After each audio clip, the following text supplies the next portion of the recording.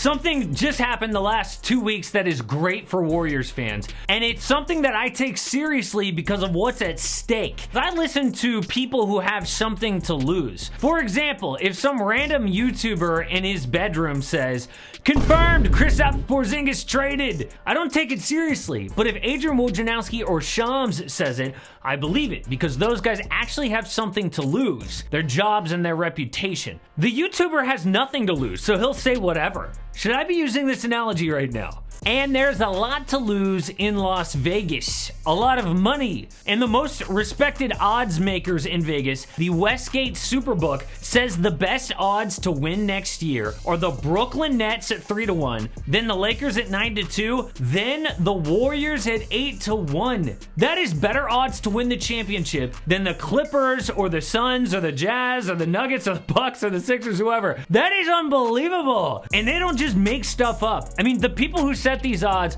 are so good at predicting stuff, they were able to build giant skyscrapers in the middle of a desert. Like, you know how Dubai is like a really rich city, super luxurious in the middle of the desert? It's because they got oil money. That's how good Vegas predictions actually are. And those guys see the dubs, at least in the conference finals. This video explains why Vegas likes Golden State and what trades they should make this offseason. Yo, it's Casey, this is AM Hoops. Skillshare is sponsoring today's video, and they've got thousands of classes that don't just help you learn, but they're actually inspiring, like hopefully today's video is.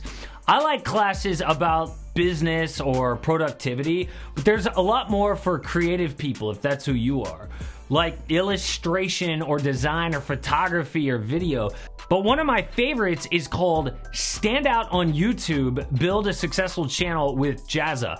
And this dude covers it all, like from how to do titles and thumbnails to what to say in your videos. And when I first got started, this class helped me grow a ton.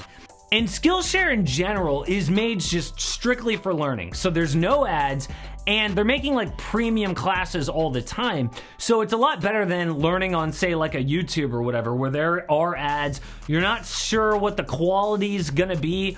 On Skillshare, it's all top notch, and you can follow wherever your creativity takes you. But the best part is the first 1,000 people to click the link in the description get 1 free month of Skillshare Premium. It will be awesome for you and the channel. Check out the link down below. On to the video, and this means when Klay gets back, he's gonna be awesome, and the Dubs are gonna make a star trade. Actually, it only kind of means that, because there's one really important thing that you have to understand about how betting odds are actually set. And I don't want to turn this into a whole big lesson on betting, because I know that's not what you're here for, but this one thing is really critical. Vegas doesn't want to lose too much money on just one bet. So if they know that all the public is going to go and bet on one side of the wager, then they're going to make the odds a little better. So if that team wins, they don't have to pay out like so much that they lose the casino. So for example, if the Warriors should actually be like 12-1,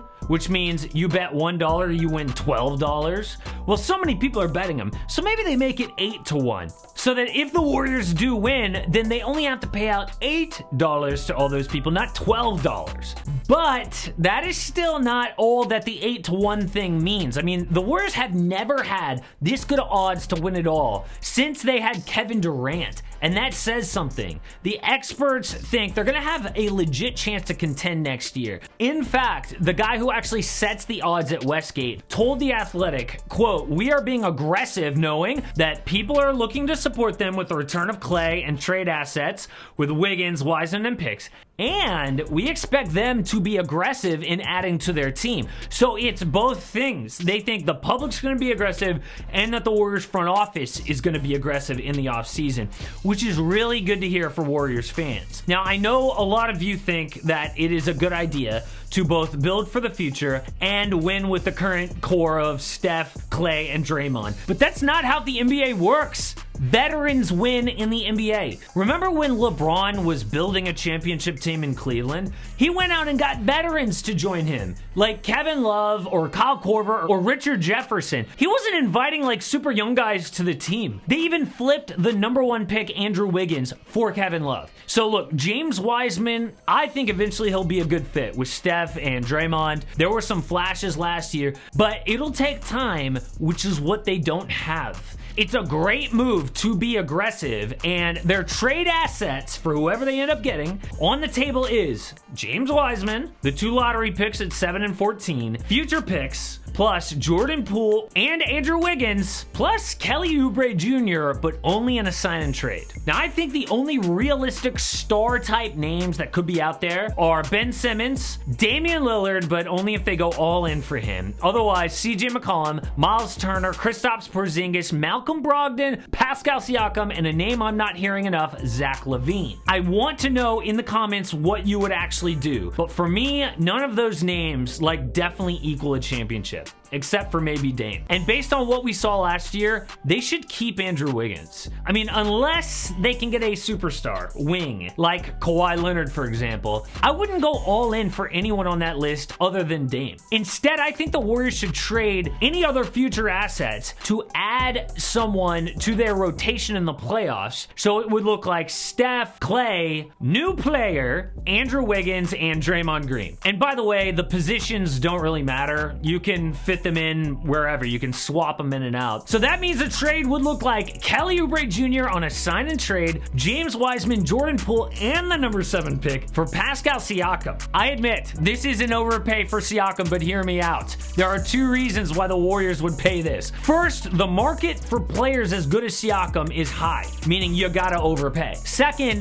the Raptors are agreeing to give Oubre a lot of money in this scenario, at least $20 million a year, so they're taking on some of the risk too. And that means a starting lineup of Steph, Klay, Wiggins, Siakam, and Draymond. They would need to sign a veteran center on a minimum or re-sign Marquise Chris in this scenario. But Siakam fits great. He's good in transition. He will be in a great role as a #3 or even a #4. I mean, he shined in Toronto when Kawhi and Kyle Lowry were both playing like all-stars, right? But Pascal took kind of a step back when he had more responsibility. I think this will be a great role for him. On defense, him and Draymond would lock people down as a 1-2 punch. Now, I could make the case for other names on the list, but the point is, Golden State should not go all in with all the assets we listed, unless it's like Damian Lillard, Bradley Beal, Kawhi Leonard, one of those guys. Instead, they should keep Wiggins and get one of the realistic stars on my list. And if they do this,